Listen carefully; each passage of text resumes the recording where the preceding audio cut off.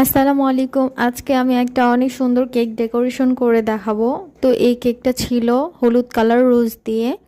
Cake বানানোর আগে অনেক চিন্তা ভাবনা করি যে কোন কালার দিয়ে এই কেকটা ডেকোরেশন করব, কি ধরনের ফুলে কি কালার দিব না দিব, অনেক চিন্তা ভাবনা থাকে। শেষমেশ আমি এই কেকের কালার দিয়ে ডেকোরেশন করলাম।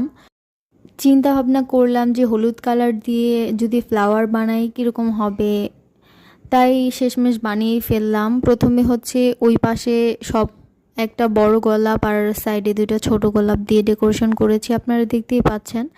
তারপরে এই পাশে রোজগুলো বানিয়ে নিয়েও আমি সব দিকে দিয়ে দিয়েছি।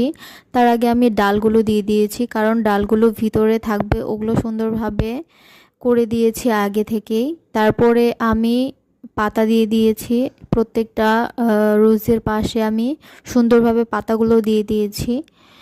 গরমে ক্রিম বারবার করে গলে যায়, এর একটা সমাধান হচ্ছে মাঝে মধ্যে যখন দেখবেন যে ক্রিমটা গলে গেছে, তখন ডিপ ফ্রিজে 2-3 মিনিটের মতো রেখে দিলে সেই ক্রিমটা আবার স্টিফ হয়ে যায়, তখন আবার সেই ক্রিমটা দিয়ে আপনারা কাজ করতে পারবেন।